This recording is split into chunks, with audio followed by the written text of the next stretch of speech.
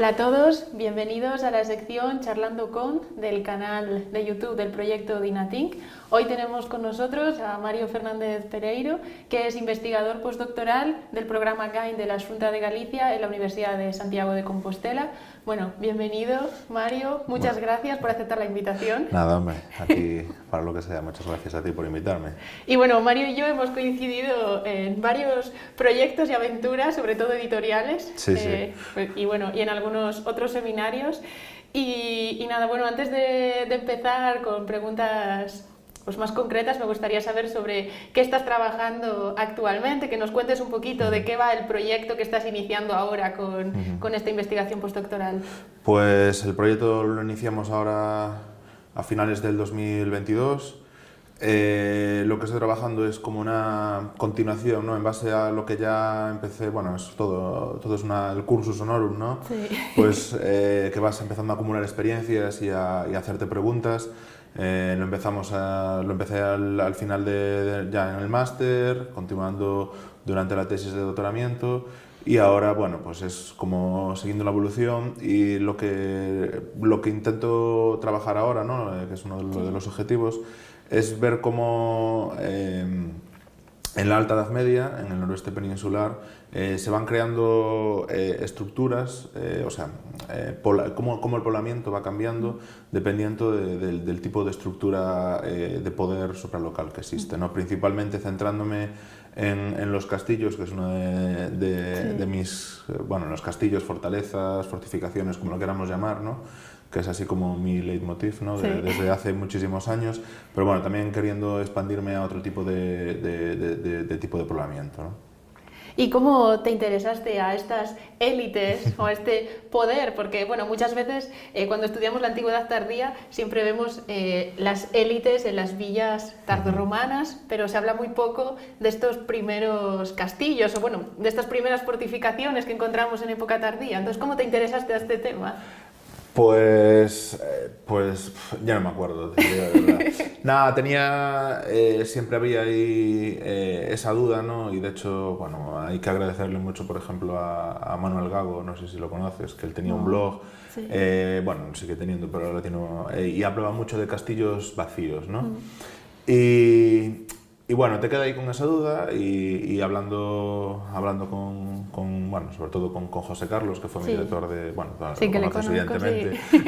me dijo, bueno, venga, vamos a ver qué puede salir de ahí, ¿no? Y entonces, claro, es una experiencia maravillosa porque llegas a un sitio que, bueno, tienes que sudar para llegar, ¿no? Porque está Sí. en la cumbre del monte, un difícil acceso, son sitios completamente abandonados, ¿no? Donde apenas tenemos literatura previa ni contemporánea a ellos, ni otras investigaciones, ¿no? Y claro, uno de los problemas que tenemos siempre aquí en el oeste peninsular es que cualquier sitio fortificado es un castro prehistórico. Sí. Entonces, una de las luchas que tengo, bueno, es que realmente son castros, pero no son castros prehistóricos, ¿no?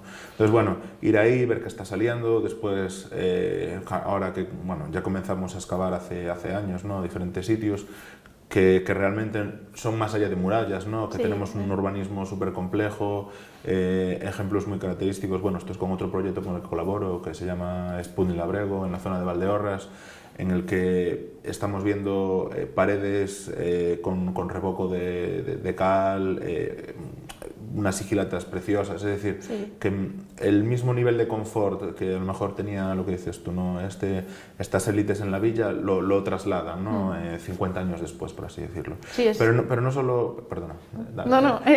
pero no solo las élites, también es muy interesante. De hecho, ahora que estoy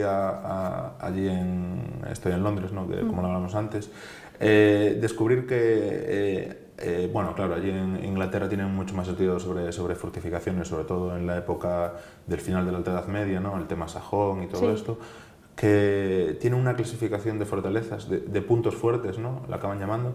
Que claro, una aldea, 4 casas o una unidad familiar con un muro también lo llaman fortaleza, ¿no? Entonces, claro, que a lo mejor nosotros, ¿sabes?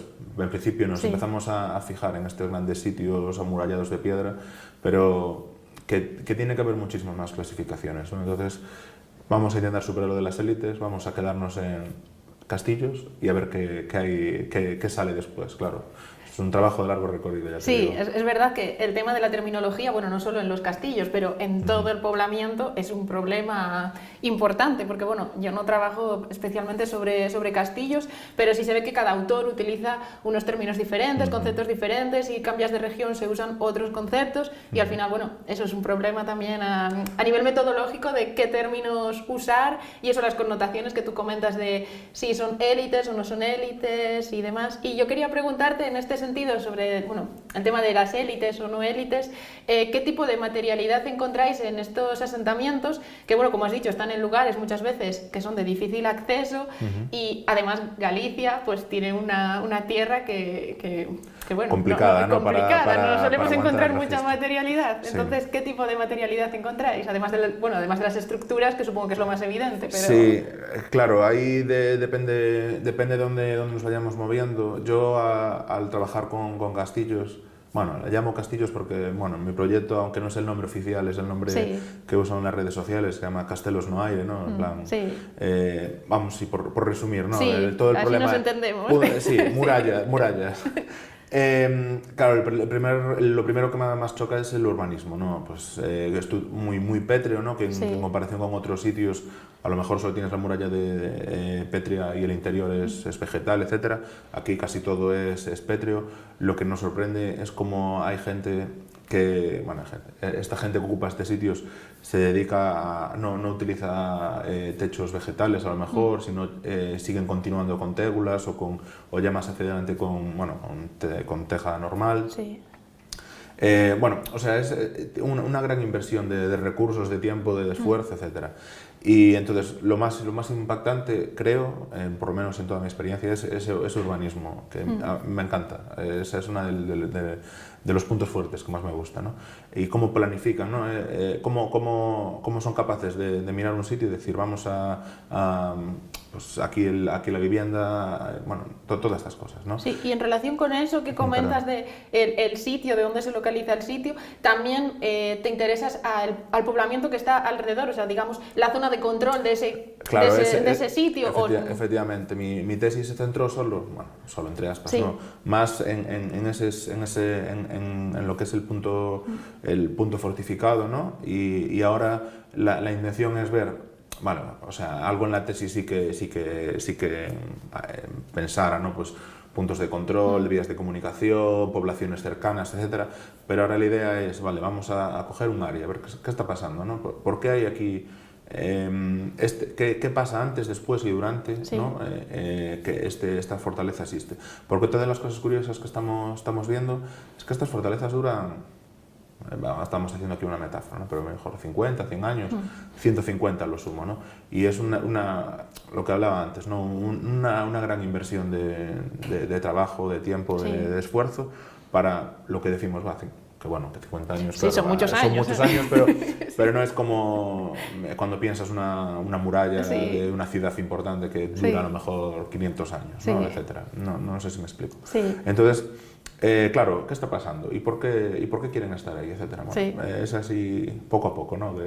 Poco a poco, porque al final no tenemos mucha materialidad, porque bueno, y además estudiar el poblamiento, yo que estudio el poblamiento también, lleva mucho tiempo, mucha inversión y eso, y muchos años de trabajo. Y sobre todo, bueno, también uno de los problemas que ahora se está empezando a solucionar, por ejemplo, aquí en la Universidad Peninsular, es que empieza a trabajar más gente. Entonces, bueno, ese tipo de colaboraciones entre diferentes personas, diferentes puntos de vista, etcétera, eso es lo fundamental realmente, ¿no? Crear este tipo de redes de vamos a más o menos entre todos. Efectivamente, porque si no, una persona sola o dos es un suicidio mental, porque ves que no avanzas, lo que decimos, ¿no? Hay tantas variables que es imposible. Que al final no podemos saber de todo, porque puede ser que estés más especializado en el estudio de la cerámica o en el estudio de los metales, pero al final no podemos conocer de todo. Y en este sentido, bueno, yo que trabajo mucho con las humanidades digitales, me gustaría saber, así para ir terminando, si utilizáis algún tipo de tecnología digital para la identificación de este tipo de asentamientos o para el tratamiento de los datos posteriormente. Sí, sobre todo, bueno, los modelos digitales del terreno, GIS, etcétera, eso es a la orden del día. De hecho, para temas de prospección es fundamental, ¿no? Para ver, pero claro, el problema que tenemos en este sitio es o es una, generalizando, es una cumbre pelada en el que la línea fortificada de la muralla, ¿no? Por ejemplo, como es de granito y se apoya en afloramientos graníticos, el líder o sea, los modelos digitales son como muy poco precisos, o todo lo contrario, lo que tenemos que está lleno de vegetación y también nos altera. Entonces, pero bueno, tema de modelos digitales, ortofotos, eso siempre previo antes de ir a cualquier sitio, además sobre todo no es alta montaña evidentemente, pero no estás al lado de un coche, entonces bueno, tienes que tener un poco más de preparación en ese sentido. Pero después, sobre todo, una de las cosas que estamos empezando a implementar ya desde hace un par de años es los vuelos dron.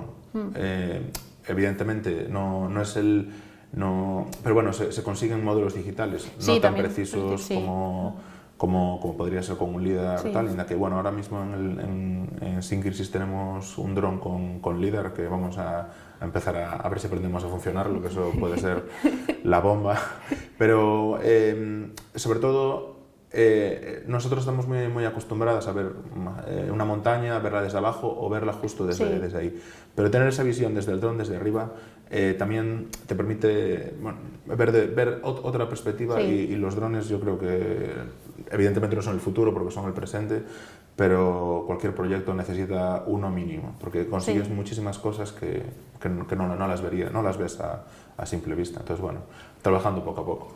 Pues muy interesante, Mario, y muchas gracias por compartir con nosotros tu investigación. Gracias por esta iniciativa que me parece maravillosa y por invitarme, claro.